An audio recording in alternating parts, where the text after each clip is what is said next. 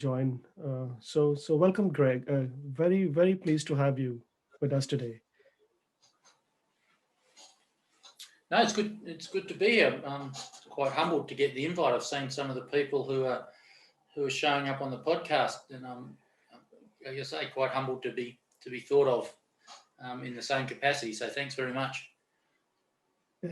It's an honor to have you. And to be honest with you, I've been following your work for many years now, and I've recommended your book to many people. So no, it's truly an honor to have you. So, Greg, maybe we can start with a light introduction from you, and then Yep. we can slip into the topic for discussion today. Okay. I guess the easiest way. I'm a lawyer. I've been practicing law predominantly in initially starting out in employment and industrial relations, but I'm best known these days for my work in health and safety. Um, but I've dropped in and out of the law from time to time. Um, and most relevantly to this conversation, I've been a safety advisor in the oil and gas industry for a few years. I've taught an accident prevention course at one of the local universities. And most recently, I did an 18-month, 2-year secondment. Oh, secondment's not the right word, but took on a general manager's role in um, a fairly multifaceted mining support company. So they did transport and crushing and a few different things. So legal background, operational safety background as well, and involvement in lots of fatalities predominantly, which is where I think I draw some of or a lot of my lessons from. And to be honest, quite a lot of my cynicism as well, particularly dealing with organisations who are chasing their tails on injury rate data and minor incidents and those sorts of things. And I think we often lose sight of what's actually critical and important in our organisations to manage safety. So that's it probably by way of professional background. Live in Australia. You've probably picked that from the accent for those of you who don't know me. Live in Australia, married, 3 kids, and keeping very busy at the moment with lots of legislative change happening in our part of the world around health and safety. Yes, and I see you talking about it on LinkedIn forum quite a lot. Yeah. uh, Greg, so just for everyone's knowledge, Greg will and I will have a discussion for the next 25 minutes or so, and then we will have a brief question and answers round for 15 minutes. You can obviously get in touch with Greg. He's on LinkedIn. He will leave his email address with us, and you can get back to him if you have any questions, further questions. Uh, so because we are very restricted on time, we make sure that this seminar or webinar ends at 10:15 GMT. So we'll try and make sure that we finish on time. We will make sure we will finish on time. So with that, Greg, I just want just reflecting on what you said just now. Uh, you, it's a very interesting combination of a law background, but also health and safety and operations, as you said. Mm. Is there any particular experience that shaped your journey? I don't I don't know if there's anything in particular. I did, for reasons I can't explain. It's all about wrong place at wrong time or right place at right time, depending on your perspective. But I found myself quite early on um, in my legal career. Well, perhaps I'll jump back a bit. I actually did a stint in the military as well. So I resigned from the law and went first as a soldier and then as a legal officer. Um, and I found a lot of the processes there and dealt with some fatality inquiries in that context. Um, and that was really my introduction to safety management, safety inquiries. Then I came back into the law, working for one of the major national law firms here in Australia, and just found myself caught up in lots of fatalities, workplace fatalities. And I did that for years. I couldn't tell you how many years and how many fatalities I've been involved in. And I just thought, I need to understand more about this. And I went and worked, as I said, for an oil and gas company. And my thought was, well, oil and gas are the experts in this. They're the world leaders in safety. If I can understand this better from an operational perspective, that's going to add value to me as a lawyer. And I got in to the oil and gas work, and I just thought, my goodness, how much of this stuff that we say we're doing in the name of health and safety is just window dressing. It's just this this constant noise about health and safety, and this constant presentation of safety as being important, and this constant presentation of activity done in the name of health and safety. But as soon as you scratch the surface and you get to the people who are genuinely trying to deliver the business outcomes, it really felt, again, probably being over cynical, but it was this huge tick and flick exercise of, here's something that we have to do in the name of safety. We've got that out of the way. Now we can actually get on and do what we need to do. Or the other manipulation of safety, which was interesting, was the idea that here's a decision that we've made. This is how we want to progress. We better do a risk assessment or run a risk workshop to confirm what we've said we already want to do. And it really felt that the decisions weren't being made in the name of safety. Safety is being imposed on the organisation, and then people are just jumping through the administrative hoops to do safety. Or safety was being used as a political tool to achieve outcomes that different business units wanted. I really found it a surprising exercise.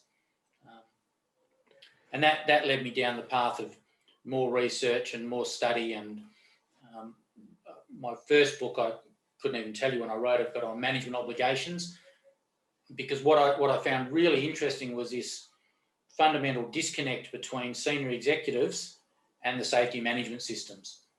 So what is it that we really were asking senior managers to do? And it was written largely from a legal perspective as opposed to a safety management perspective initially, although I do think I cross both boundaries fairly regularly. That's probably a very long-winded answer to a short question, but that's kind of how I've gotten to where I am today, I think. Great. No, that reflects in your work, in your book that I have read also. Great. So tell us, Greg, what is it that you would like to talk about today? Well, again, so you've asked me today in the context of the book Paper Safe, which is really my attempt to try and reconcile this disconnect between our documented processes and what's really going on in workplaces. Now, I didn't come up with any of these ideas. The illusion of safety and the work is done versus work is imagined, and they're very common terms, and they're used quite a bit in safety these days. But I found it interesting because there was Hollingale's work around resilience engineering, which spoke about the gap, and at the same time in Australia we had people like David Proven doing work on what he eventually came to call safety clutter, talking about similar things, and another researcher, Australian David Boris, similar, Sydney Decker, similar sort of thing. And I was quite oblivious to all of this that was going on for many years, but I was seeing it from a legal perspective, being the extent to which our documented safety management systems were really creating legal risk for organisations. They were creating legal liability because the documented processes did not represent what was happening in practice. Now, by the time I came to write Paper Safe, I'd sort of classed this as or described this as the disconnect between process and purpose. And that manifested itself in a few different ways. First of all, for many organisations, or certainly for individuals within organisations, whatever the purpose of a safety process might have been, and there's lots of ubiquitous ones. So, the JHA is a common one, I think, across many industries. That document certainly has a purpose in terms of the identification of hazards associated with work and how they're going to be done safely. And it has a reasonable theoretical basis. But what we find in practice, and I was certainly finding, and I do a lot of training programs for managers, and I explain to them that, in 30 years, I've never seen a JHA where I've been able to say to the client, oh, this is going to be helpful to put in front of the court, because they never are. And there's reasons for that. But it just strikes me that the organisations have lost sight of the purpose of those documents. They're not investing the time and effort to make sure that the process is being done properly to achieve the outcome. So we do the process and we go through all of these bureaucratic steps, and we do those manically in some cases and religiously in other cases. We just do it.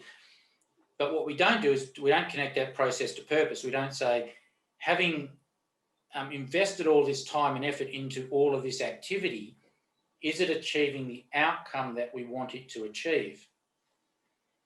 And to me, this problem is really compounded because of the way we measure and talk about safety.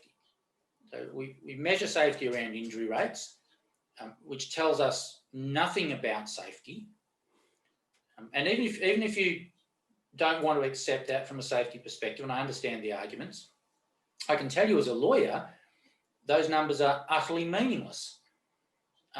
You will not find a case in Australia, a prosecution under health and safety legislation, where a defence lawyer has stood up, Your Worship, Your Honour, here's my client's injury rate data over the last 3 years as evidence that they have safe systems of work. And we don't do that because we know it's not evidence of anything. So I've always found that problematic. And then I think there's an inherent recognition about that. Inquiries have been talking about it for years, and I'll share an example in a moment. So we move on to this idea of lead indicators. But the lead indicators, for the most part, are nothing more than measures of activity. They tell us nothing more about whether we're effectively managing hazards in the business. I mean, the fact that every manager has done 2 walkarounds or 2 safety conversations this month as part of their KPIs, it tells us nothing about whether we're effectively managing the risks in our business. And sort of Paper Safe, in part, was an exercise in trying to demonstrate how problematic that can be. So what I might do, if everyone's okay, I'll just share my screen for a moment. Sure, please do. Very interesting. So I've got some examples. So this is just one exercise that I work through in some of the workshops we run. I won't go through it in detail because we haven't got time, but there's a lot of debate in the safety community at the moment that you see. LinkedIn is an obvious example about this conversation between safety 1 and safety 2 and all of those sorts of things. Well, my experience is that the courts actually don't care about that. They don't care how you do safety. They don't care if people are the problem or people are the solution. They don't care about those conversations. And so what you see here is just a series of cases. And the first 4 in particular, but I'll just pick the first 2. The Desai case was a single person fatality where a worker was run over by a truck in a grain receival yard. And Wollongong Glass was a single person fatality in a glass manufacturing plant where a worker was crushed by sheets of plate glass. Now, in both cases, none of the companies had written systems. Which is an interest, at least in the Australian context, and I suspect it's true in many jurisdictions, the courts have never said your systems of work have to be documented. Okay, that's something that we have created for ourselves. So neither of these organisations had written systems. They relied on the-job training. They relied on the buddy system. And in one case, the Desai case, the hazards, the evidence was the hazards weren't known, the controls weren't understood or implemented, and they were convicted. The Wollongong Glass case, fundamentally the same way of managing the risk, but the evidence was the hazards and controls were known, and apart from this one occasion where the fatality occurred, the controls were understood, implemented and complied with, and so they were acquitted. They passed the reasonably practicable test. And so it's just trying to emphasise that point. It doesn't matter how shiny or new or theoretically based your systems are, if those systems are not delivering the result of ensuring you understand the hazards in your business, those hazards are known, there are proper or effective controls to manage those hazards which are implemented and actually effective, you're not actually achieving the outcome, or you're certainly not achieving the outcome of meeting your legal obligations in that reasonably practicable type context. But it's difficult to see how you're actually creating a safe workplace. And we see these conversations, and I think this is actually a bit broader than, excuse me, simply an Australian judicial context, because when you look across jurisdictions and inquiries, you see this same theme coming through regularly, and there's lots of examples in the book. But I'll share some with you now just to, I guess, put some meat on the bones of what I'm talking about. Oh, let's see, is this going to work for me? So this is just one example. This is a recent New South Wales District Court case over here again in Australia, but it talks about this idea that all the safety documentation in the world, it's not much use unless workers are trained, and then those practices are always followed and enforced. And I think we lose sight of that. I think we are far more, and I think safety as an industry, quite frankly, is far more comfortable sitting behind computers and creating process than it is actively testing whether that process works. I think we create process, we test if the process is followed at a very superficial level. We don't really dig in underneath the checkbox exercise, but then we're not very good at understanding implementation and efficacy. So Yes, again, no, sorry, go. I'm sorry. Just for the ones who are listening to the podcast, I'll just read out that example that you had put up in the previous slide. What Greg is highlighting. If it helps, sorry to interrupt, but if it helps, what we can do is I can send you the slides and we can add them as a link to the podcast and people can download them. That would be great. Thanks a lot to Greg for that. And I'll talk, and apologies for that. I didn't realise some people might not be seeing it. So I'll talk a little bit more to the slide. So the next slide, this is taken from the Baker Panel review that followed from the BP Texas City refinery explosion. And you just get these really interesting observations which resonate across all jurisdictions over time. So we've got this observation here that BP's corporate initiatives have overloaded personnel at its US refineries to the possible detriment of process safety. And part of the observation there was that BP as a corporate entity were putting so many safety initiatives into the organisation that management didn't know how to prioritise them, resource them or deliver against them. And so you end up with this kind of inertia and nothing happens. And this is a thing that I talk about in the book that I refer to as the safety paradox. This idea that we can be doing so much for safety that we actually harm it. We undermine safety and we make it less difficult, less easy for people to actually deliver the safety outcomes we want.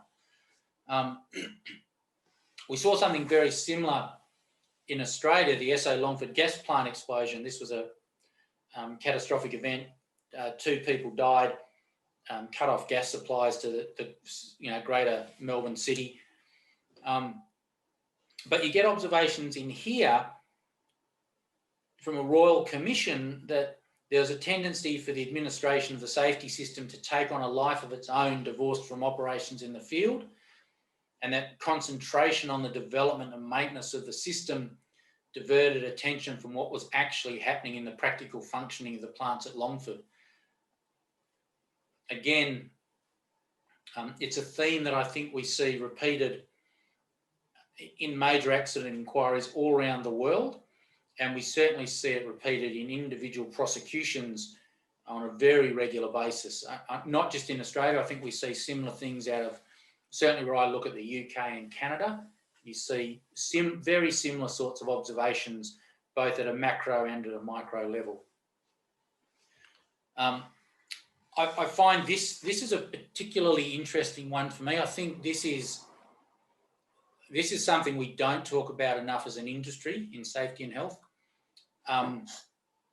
So in Australia, over the last few years, we've had several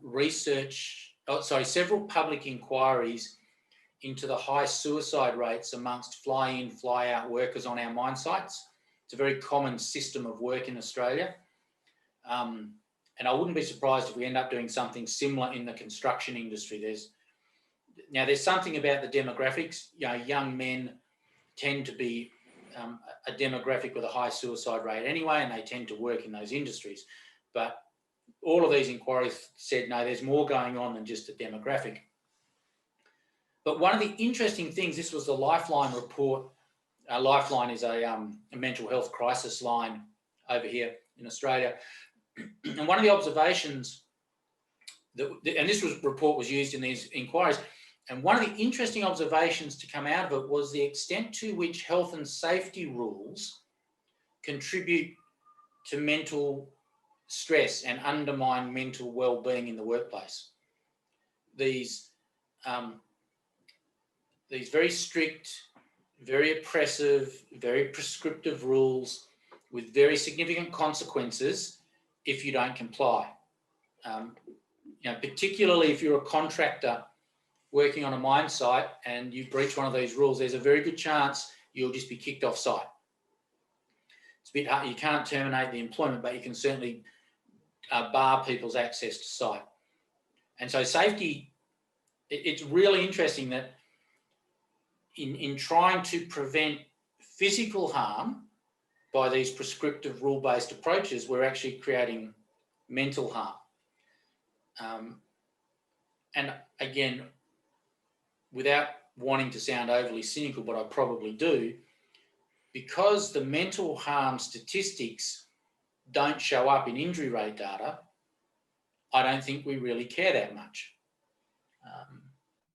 So I think there's some problematic issues that I know mental health is a big issue. I know everybody says that they are concerned about it, but certainly if a person takes a day's sick leave because of work-related stress, it doesn't show up in our statistics as a lost time injury. So yes, again, I think there's a bit of manipulation going on there. Several questions here, Greg, but I'll stick to one or two maybe. I completely agree with you. In fact, I wrote a paper on this to say that all the mental health initiatives that you take for the employee well-being are actually the byproduct of the unrealistic key performance measurements that we have put in place. We spend very little time thinking about that. But I suppose I have another question here, which is listening to you that we all know fairly well that in the safety world that these bureaucracy does not make much of operational sense, much of business sense. What we've been told so far is that it makes legal sense to do things. It makes liability sense. But what I'm hearing from you is that it does not make any sense at all from a legal perspective either. So, sorry, go on. So my question really to you is that what is the real issue here? What do you see as the real problem? Why do people do that? Well, let me step back before we go forward, just one step.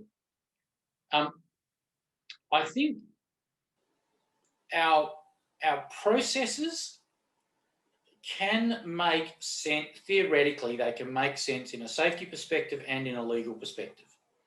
Our safety processes can make sense in a legal perspective if they actually represent what's going on.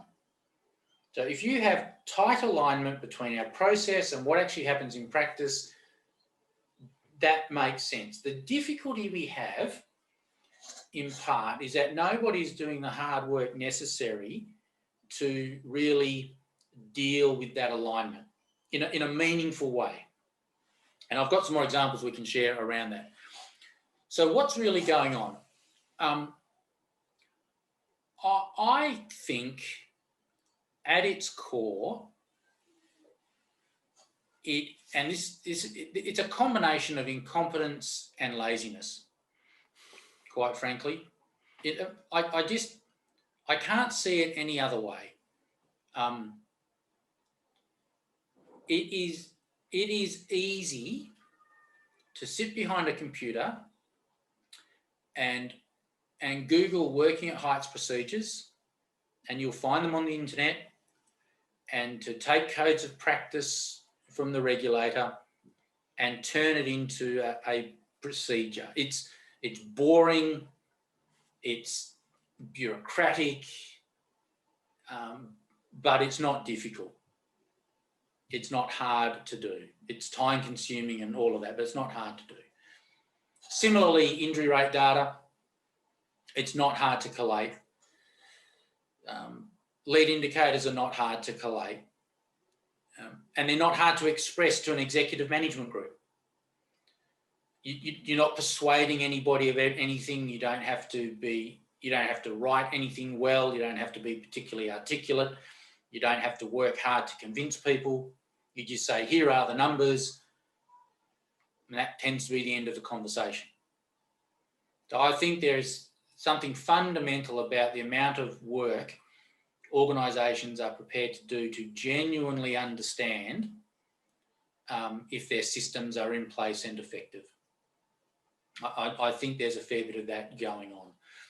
And look, it's a bit chicken and egg. There is no doubt that a lot of what we have to deal with in health and safety has been driven by the insurance industry, the consulting industry, the legal industry.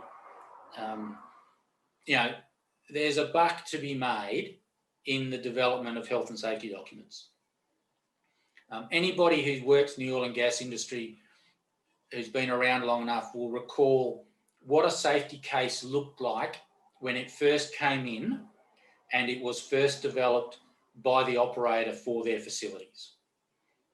And you compare that now to what a safety case looks like because there is an outsourced commercial industry that writes safety cases, and they are two very different things. We have this whole industry in health and safety of technical writing, which is essentially a function to outsource the creation of safety management systems. So I think that's what's going on. I think there's a lot of sunk cost. I think it's an industry. I think it's easier. And I still believe that people, Nippon, do get a lot of comfort from the paperwork. I do genuinely think they believe that if we get a phone call this evening and we've got 3 dead bodies on the ground and the regulator is coming to talk to us, we can build this paper wall in front of us that says, look at everything we were doing. But it gets shown up. So again, this is a coroner's inquest in Queensland, a fatality that involved a worker when a load fell off the back of a truck. And you see this observation, to my mind, very acutely played out here. This idea of the identification, elimination or minimisation of risks through risk management leads to a production of a suite of documents that will pass audit requirements.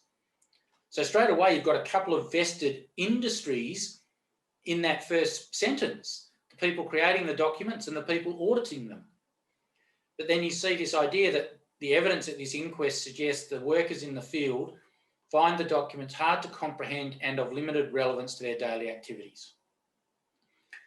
Now, it's really interesting because when you sit down with a group of managers and you talk about due diligence in safety, and you say, well, here's your monthly health and safety report, which bit of that report tells you whether or not, or the extent to which, our workforce understands our processes and those processes are relevant?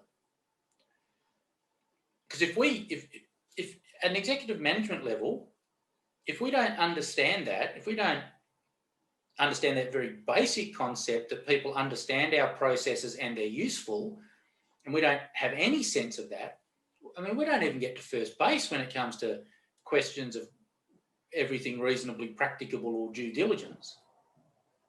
And Fascinating.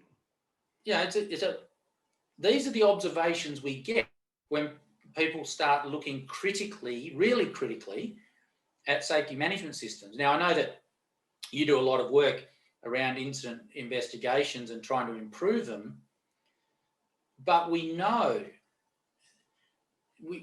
just know that whatever we think we do in the name of incident investigations, we do not give anywhere near the level of scrutiny that will come out if a couple of people die and you're getting a major public inquiry looking at those processes.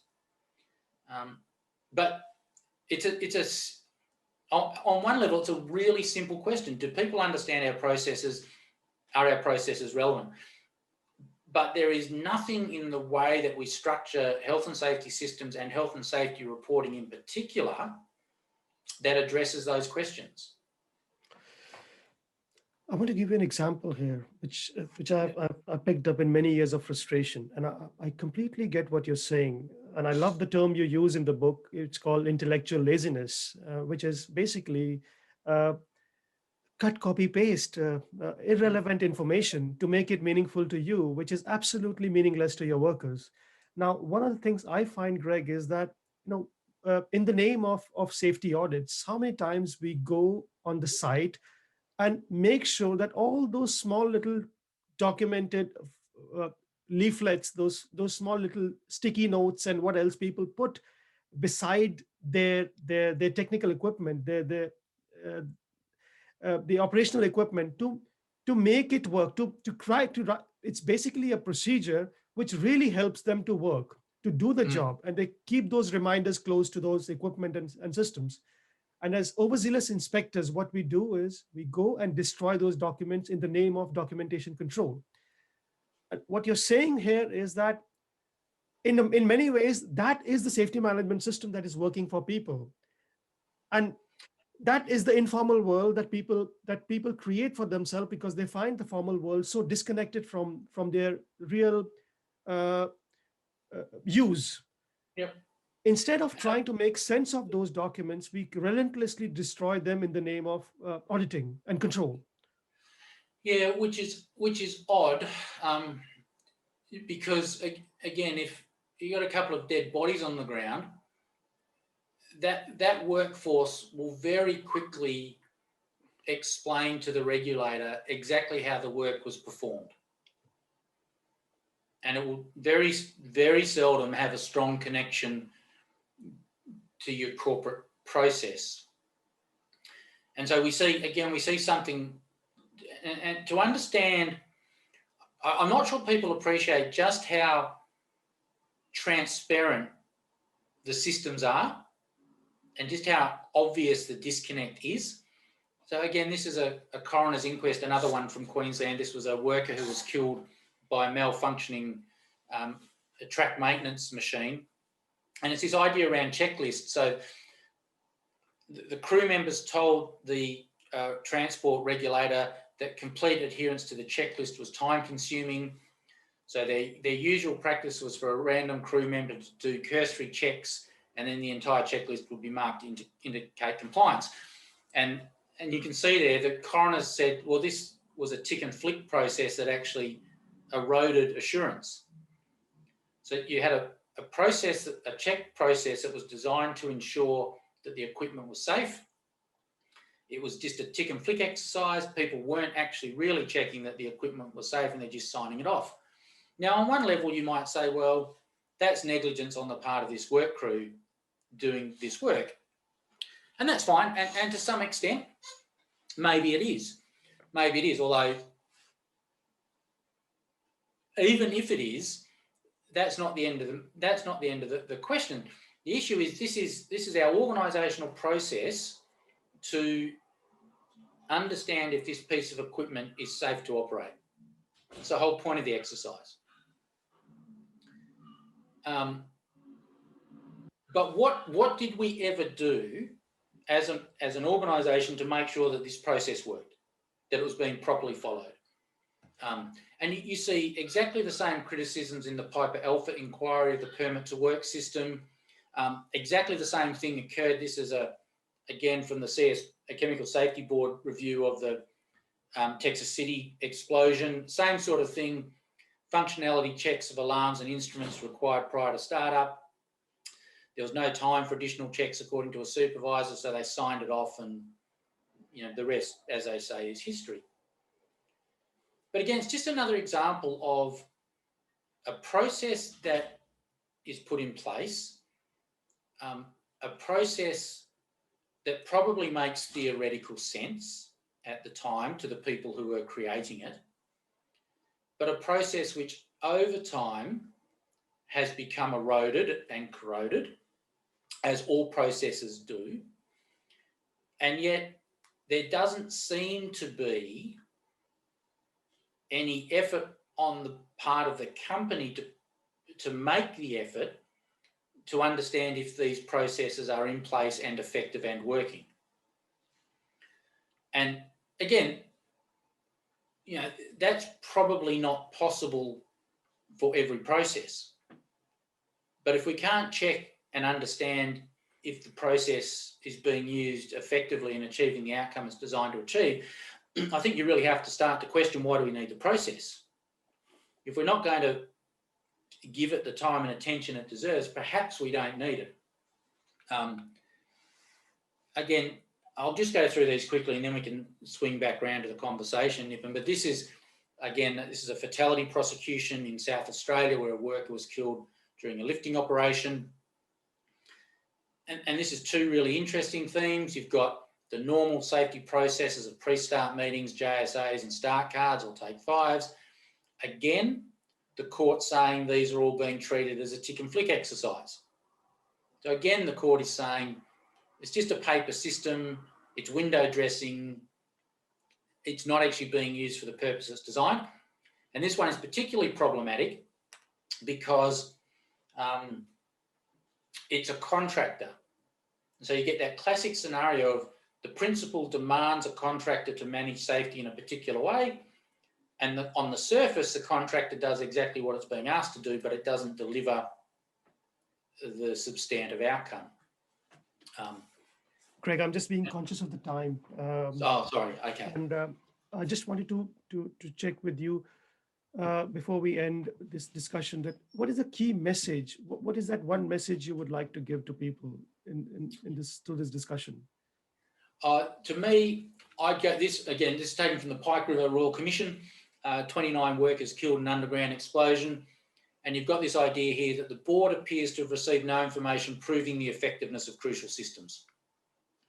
So my key theme messages to organisations are: we need to ensure that our processes are achieving the purpose for which they were designed. Not that we're going through the motions and doing them, but are they actually achieving the outcome that we want to achieve?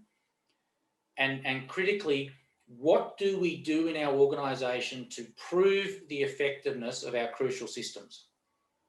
And that's a different conversation from saying we completed the form, we did the checklist, we did the inspection. What sits underneath that, whereby we say, these inspections and these processes achieved the outcome we wanted, and how do we prove the effectiveness of our crucial systems? To me, that's my key message. That's so in line with what I call it meaningful compliance. And Yep. Professor Andrew Hopkins, who is joining me next week, he calls it mindful compliance. He's come up with his book in 2019 or 2020, last year, where he talks about the idea of mindful compliance, that not take and flick for its own sake, but making sure that it's actually achieving the purpose. What a fascinating conclusion. And I think one of the things you can layer on top of that is we often align compliance with some sort of paper process. You can have compliance with expectations. So you don't actually have to have a documented process. You can have a common understanding in your organisation about what's expected, and test assurance against that, as opposed to a bullet point of dot check items. And if you look at safety audit, the way that the template is designed, it does not promote that kind of thinking, what you just said, Greg. Everything is so bullet pointed, everything is so so disconnected in the way we present these reports. There Yes. is no interaction between different elements to bring things together, to actually make an attempt to put a coherent summary of what is the key message of this audit. Such a good point you made. Mm. Yeah. I mean, audits are, and there's a chapter on audits in my book as well, as you probably know. So there's a whole another conversation on what I'm an Absolutely. audit. I'm a qualified safety auditor as well. So Great. I will have, we don't have much time, but maybe if there's a question from anyone, this is the right opportunity to to engage with Greg. You can put your question in the chat box, and I will try and uh, ask Greg to address it for you.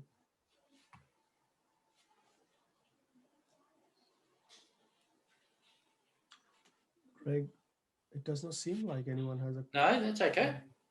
Let's just wait for another 1 minute. Uh, oh, there is something there. Yeah, Nick, you're welcome. Not a question, but a comment. You're welcome, Nick. Thanks very much. That's kind. Yes, the idea of direct language is pretty interesting, actually. You don't see that much, Greg. With the kind of concepts, and this is something I wanted to explore with you maybe another time.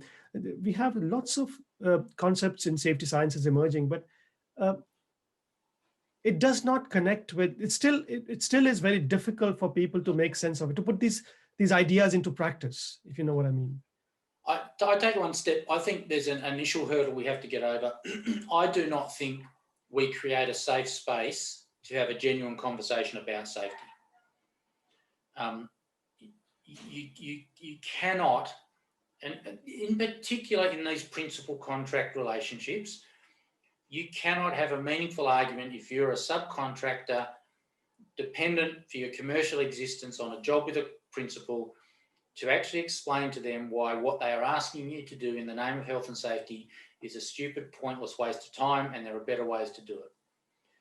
It is much easier to invest in a part-time person literally to generate the information they want to see and just do that. It's very difficult to have there's nowhere you can have a safe conversation. There's nowhere you can stand up and say, in a large organisation in particular, we are wasting our time worrying about twisted ankles. Can we just stop? You can't say the injury rate data is pointless. Can we please? You can't have these conversations. Yes. And we are wedded to the bureaucracy. Yes, there's a couple of things. One is a comment, a really nice comment from Elisa. She says, not a question, just finished paper safe. I got more clarity from the book than I did from the legislation module I just completed at the university. So that was a nice one. Thank you. There's another one from Richard. He says, any thoughts on how a safety management system can be better aligned, particularly within the maritime industry? I guess a bit hard, I know in this forum, it's a bit hard to answer that. Depends on what you want it aligned to. I mean, I don't think there's that much magic to it. It's, what is critical? How do we control, or, what are the hazards? What's critical? How do we control them? And how do we make sure our people understand and deliver against our expectations? So it just depends a little bit on what you want to align it to. Safety 1, Peter's asked a question. Any thoughts on Safety 1 and Safety 2, safety differently? Does he see these as positive developments? What does he make of the conflicting views?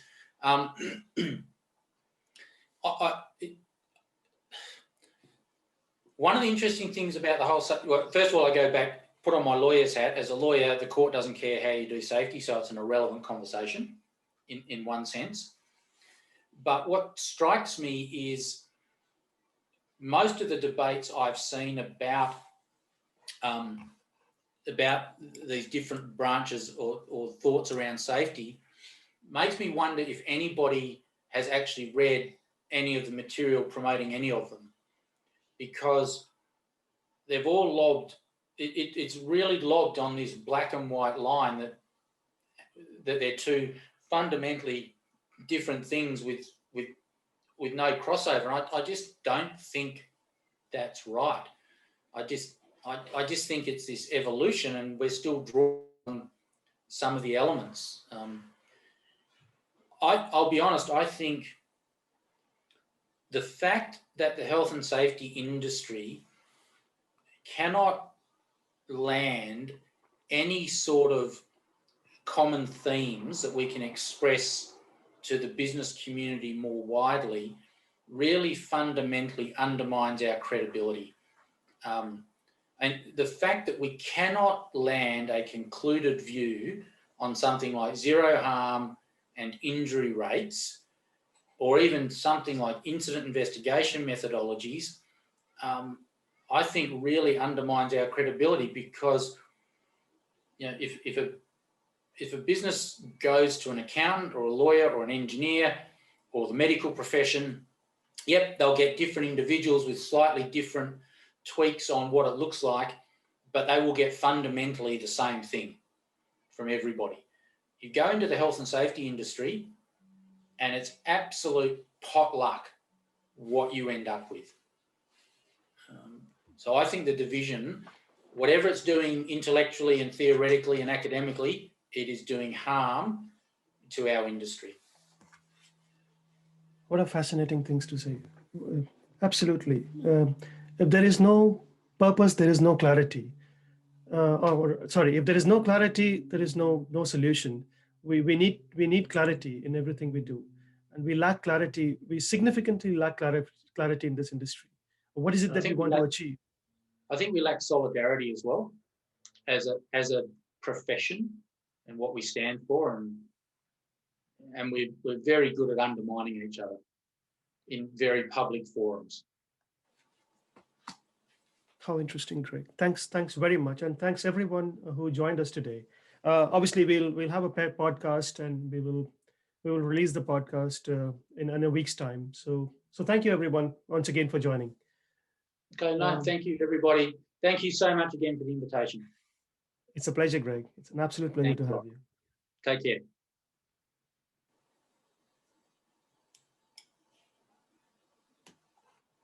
I'll just wait for everyone to leave, Greg.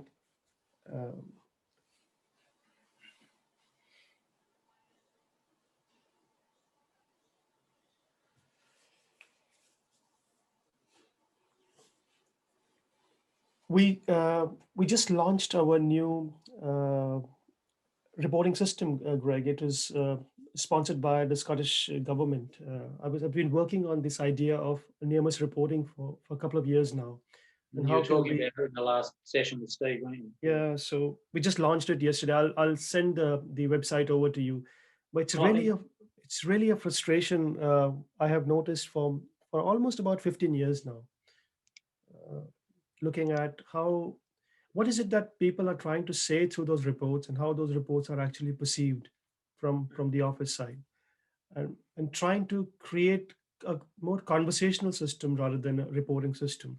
That was my idea. I will send you the link. Maybe you can have. There's three main concepts that I'm looking at. One is that we entertain perspectives, diversity of perspectives, which is create this multi-way conversations rather than a very one-way communication channel, which is the reporting system. The second aspect is really seeking solutions from people who are doing the work, or suggestions, not solutions, of how we can improve. And what's interesting is that when you bring these two things together, the entertaining perspectives and seeking solutions from people who are actually doing the work or suggestion, you come to what we call meaningful compliance, which is your work. So compliance actually connects with the process then. And that's the big change that I'm seeing in the very initial stage of this pilot trials. That people are saying, this is what works, not what is documented in the procedure. I think one of the interesting things about hazard reporting, and it's one of the great gaps we have in safety, is this whole communication conversation. Mm-hmm. I'm not an organisational psych, obviously, but I suspect there is. I think part of the problem is we need to recognise what is an optimal sized unit of people for a conversation. So if hazard reports are going in a big organisation and they're going up to the head of health and safety, they get lost in the system. They're disconnected from my immediate supervisors, my immediate management group, and it's very easy to say, oh, it sits over there. I mean, you go into a small business. I'm a farmer's son, and I'm doing work with small businesses at the moment. The guys on the floor have got a problem. They go and talk. They're like one or two layers removed from the person who owns the business. And none of the conversations get lost because the guy's in the office over there. And I think, I actually just think the scale of business is one of the things that inhibits a lot of the stuff that we're talking about. If you were able to break it down to if I think army terms, so a platoon-sized group of 30 people, if you could break your work and say, this work group is responsible for health and safety. You come up with whatever processes you want. Here are the minimum expectations that you need to meet. I don't know. Maybe that gives us a better way of communicating. Yeah. Don't know. In a way, what you're suggesting is well, there's many things in what you just said. One is obviously humanizing work, is that building those relationships, because when you have those small units, people relate with each other much better than becoming another number. Yeah, I think they do. That's a really good point. Yes. Yeah. Look, I'm going to have to apologise, Nippon. Sorry, I do have to leave. No, that's fine. I'm very grateful to you for your time, and I anytime. will, yeah, Anytime. and we will talk about I mean, I'll exchange some notes with you about the design of the workshop and the way we move forward in May. So that's really good. Okay, Greg. Once I'll again, share some ideas in the meantime as well. Yeah, We'll see where we yeah. go. Okay, Terrific. good stuff. Have a nice day. Yes. You too. Thank you. Bye bye. Take care.